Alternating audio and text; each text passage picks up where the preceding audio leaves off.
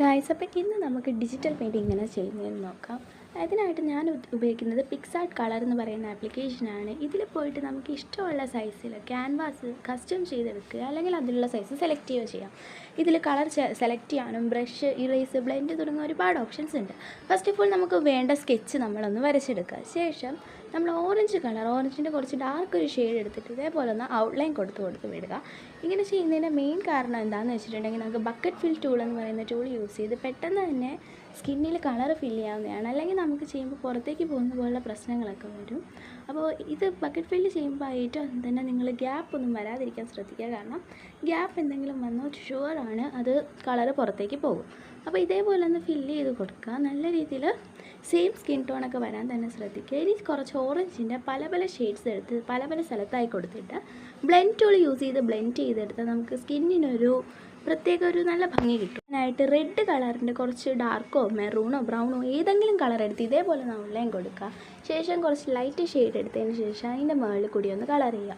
ശേഷം blend tool എടുത്ത് 2 തവണ അതിൽ ടാപ്പ് ചെയ്താൽ തന്നെ ലിപ്സ് റെഡിയാവും. ഇനി ചെയ്യേണ്ടത് ഹെയറാണ്. ഹെയറിന് നമ്മൾ ഇഷ്ടമുള്ള കളർ കൊടുക്കാം, പക്ഷേ കുറച്ചും കൂടി നല്ലത് ബ്ലാക്ക് കൊടുക്കുമ്പോഴായിരിക്കും. അപ്പോൾ ബ്ലാക്ക് എടുത്ത് നേരത്തെ സ്കിന്നിന് ചെയ്ത പോലെ തന്നെ ഔട്ട്ലൈൻ കൊടുക്കുക. ഔട്ട്ലൈൻ കൊടുക്കുമ്പോൾ പ്രത്യേകം പറയുകയാണ്, ശ്രദ്ധിക്കുക, ഗ്യാപ്പ് വന്നാൽ മൊത്തത്തിൽ പോകുന്നതാണ്. കാരണം അത് ഫില്ലാവത്തില്ല. അതിൻ്റെ ഇടയ്ക്കുള്ള ഗ്യാപ്പിൽ കൂടി കളർ പുറത്തേക്ക് ഫുള്ള് സ്പ്രെഡ് ആവും.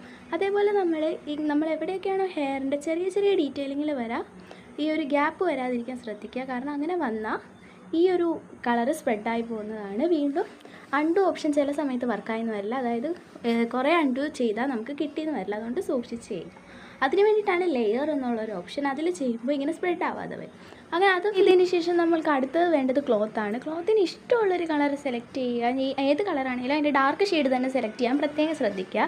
കാരണം ക്ലോത്തിന് ലൈറ്റാണ് കൊടുക്കുന്നതെങ്കിൽ ഏത് കളറാണോ കൊടുക്കുന്നത്, ഏത് ഷെയ്ഡാണോ അതിൻ്റെ തൊട്ട് ഡാർക്ക് ഷെയ്ഡ് എടുക്കുക. ശേഷം അതിൻ്റെ ലൈറ്റ് ഷെയ്ഡ് എടുത്ത് ഇതേപോലെ ഒന്ന് ഫില്ല് ചെയ്ത് കൊടുക്കുക.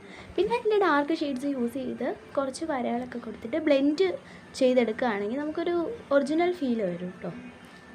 ഇതാ തന്നെ നമ്മുടെ പിക്ചർ ഓൾമോസ്റ്റ് കംപ്ലീറ്റ് ആണ്. പിന്നെ വേണമെങ്കിൽ നമുക്ക് കണ്ണിൽ, ചീക്സിലും ഒക്കെ ഐഷാഡോ ബ്ലഷ് പോലൊക്കെ കൊടുക്കാം. പിന്നെ നമ്മൾ ഹെയർ ബാൻഡിനും കൂടി നമ്മൾ ഡ്രസ്സിന് കൊടുത്താൽ സെയിം കളർ കൊടുക്കുകയാണ്. ഇനി നമ്മൾ ജസ്റ്റ് ആ കണ്ണിൻ്റെ മേളിൽ ഒരു പിങ്ക് ഷെയ്ഡ് വെച്ചിട്ട് ഐഷാഡോ പോലെ ഒന്ന് ജസ്റ്റ് ബ്ലെൻഡ് ആക്കി കൊടുക്കുകയാണ്. ഇതൊക്കെ പല ലെയർ ചെയ്യണം കേട്ടോ, അല്ലെങ്കിൽ ഇതൊക്കെ ഫുള്ള് നമ്മൾ അൺഡു ചെയ്യുമ്പോഴോ ഇറേസ് ചെയ്യുമ്പോഴോ മൊത്തത്തിൽ പണി കിട്ടുന്നതാണ്.